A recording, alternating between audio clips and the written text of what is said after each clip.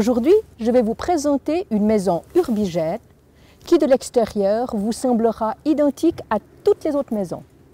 Pourtant, cette maison est particulière. Son propriétaire avait envie de vivre avec la nature et tous les biens que celle-ci pouvait lui offrir. Il avait, comme condition, l'envie de pouvoir se lever chaque matin et avoir l'horizon à perte de vue.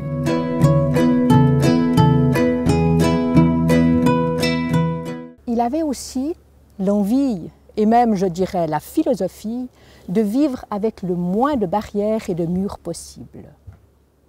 Parce que c'est un personnage qui a besoin de se sentir libre.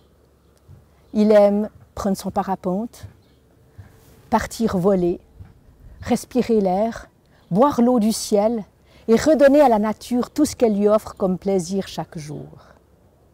Aujourd'hui, quand il est chez lui, il est comme l'oiseau dans son nid. Il est libre, libre, complètement libre.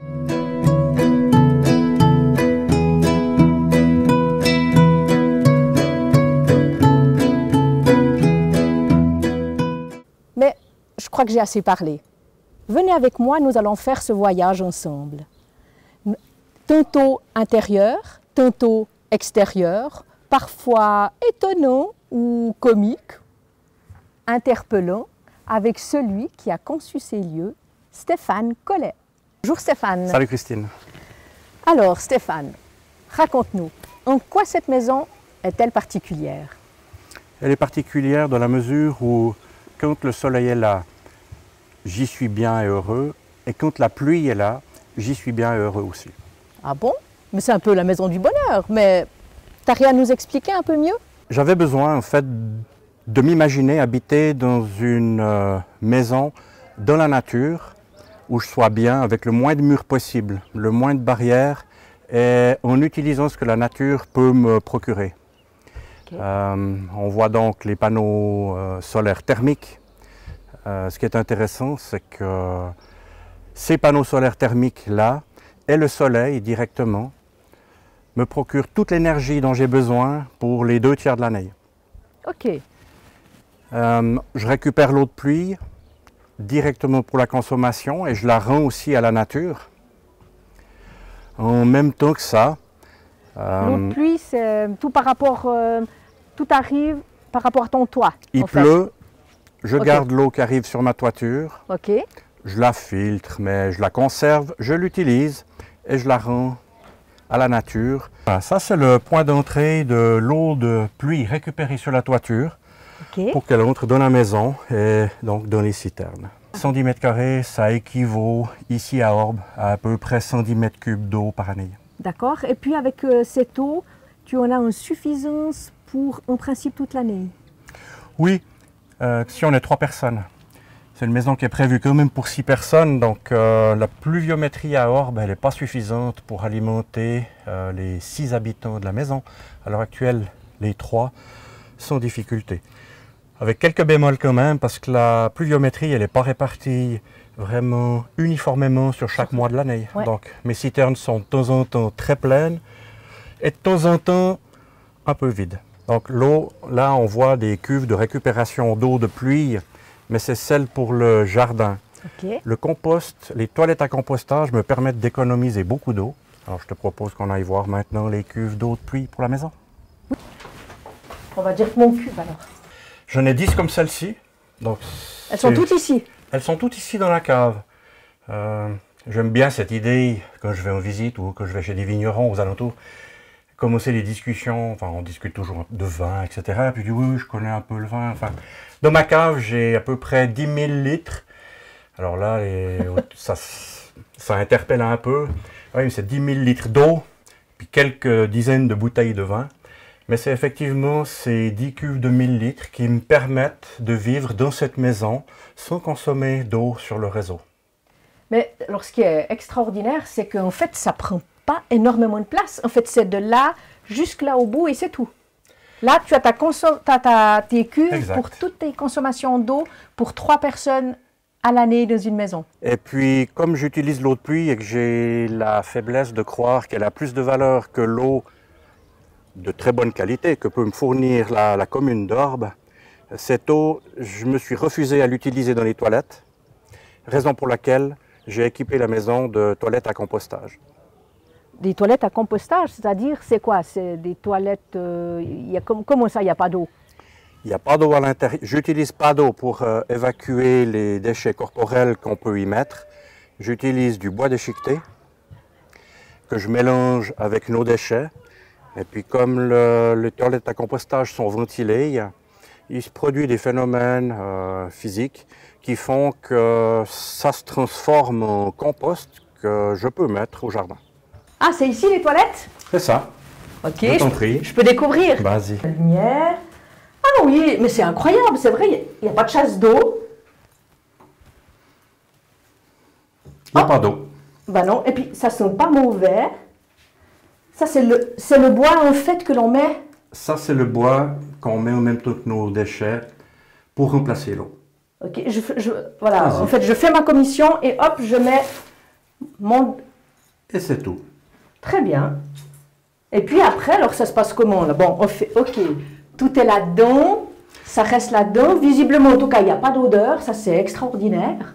C'est comme une toilette normale en fait. C'est des toilettes tout à fait normales, sauf qu'au lieu de l'eau, il y a du bois.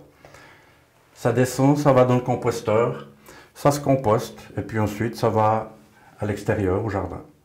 C'est-à-dire que tout ce qui se passe ici dans ces toilettes va dans une cuve qui ensuite va au compost et tu utilises les choses qui ont été mises au compost dans ton jardin. C'est bien ça? Oui, c'est exactement ça. Et ça se passe très naturellement. Il y a une plaisanterie que j'adore avec mes invités, c'est que quand ils viennent chez moi et puis que je leur fais une salade de tomates et qu'ils utilisent les toilettes, je leur dis merci quand ils reviennent des toilettes parce qu'ils sont surpris. Et donc, je détaille et je leur explique que grâce à eux, et grâce au compost que ça va créer et que je vais mettre au jardin, ils vont avoir la chance d'être réinvités une année plus tard à manger des tomates auxquelles ils ont contribué en allant aux toilettes. Très bien. C'est surprenant. Oui, c'est un petit peu surprenant et ils dégustent toujours aussi bien leurs tomates, les invités, ou bien ils n'aiment pas trop? Certains ont plus le sens de la plaisanterie que d'autres, mais ils ont tous toujours mangé les tomates. Ok, très bien. C'est magnifique, hein?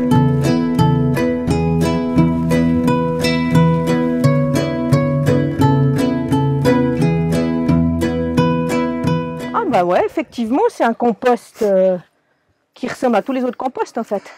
Un compost normal, voilà. C'est ici qu'arrive la matière que je sors du composteur qui a été alimenté par les déchets corporels et le bois qu'on y a ajouté dans la cuvette. Ça, c'est que ce qui était dans ton composteur? Ça, c'est que le composteur. Avec des feuilles vous-même de votre consommation que vous mettez? Oui, les feuilles de rhubarbe, les végétaux, quand je coupe des branches, que je déchiquete.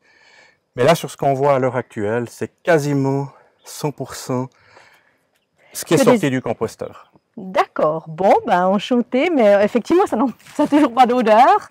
Non, je peux te faire sentir. Oui, volontiers. Ça, c'est ce qui est sorti de la cuvette des toilettes. Mais non. Et puis tu peux remarquer qu'il y a des vers de terre. Ah oui. Là. Donc, c'est un milieu vivant.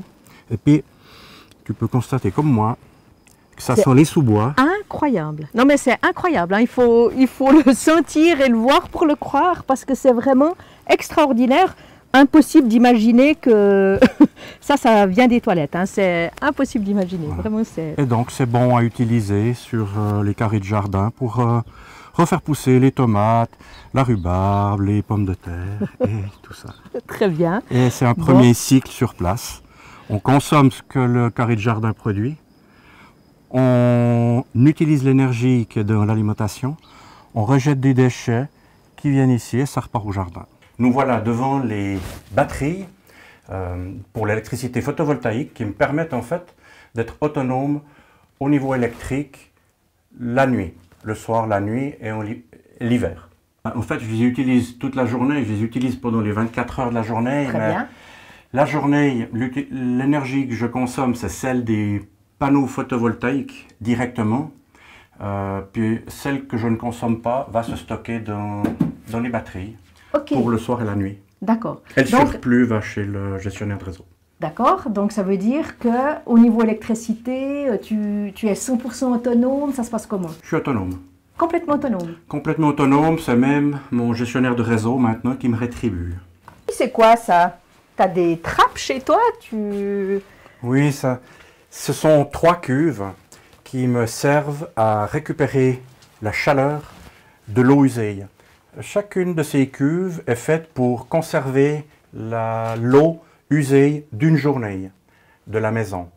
Et ça me permet, si on était pieds nus, on le sentirait, ça me permet en fait de récupérer la chaleur et de mettre dans l'étang de l'eau froide.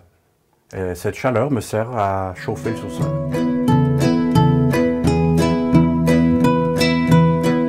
Cette jolie cascade, en fait, c'est l'eau utilisée, c'est l'eau avec laquelle tu as fait ta lessive, tu t'es douché, etc. Exactement. Cette cascade, elle est là en fait pour tourner en circuit fermé avec l'étang pour oxygéner l'eau. D'accord. C'est cette cascade qui va permettre à des amphibiens, des libellules, d'avoir une eau oxygénée. L'eau de la maison, quand elle sort de la maison, des cuves dont tu as parlé, elles arrivent dans le filtre à sable. Et depuis le filtre à sable, cette eau va de manière tout à fait naturelle, gravitaire, dans l'étang. Et c'est la pompe de l'étang qui crée la cascade qu'on voit maintenant pour l'oxygénation.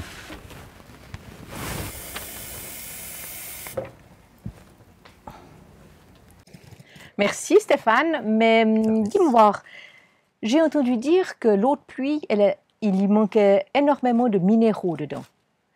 Toi, tu la bois, je crois, depuis, ça fait quoi, 10 ans à peu près? 11 ans, c'est la 11e année. 11e année. Comment ça se passe au niveau de ta santé? Tu dois prendre des compléments alimentaires? Qu'est-ce qui se passe avec cette eau? Elle a effectivement plus de minéraux. C'est de l'eau de pluie, puis je l'ai filtrée aussi avant de la mettre dans ton verre pour que je puisse être certain que tu gardes ta bonne santé avec cette eau-là.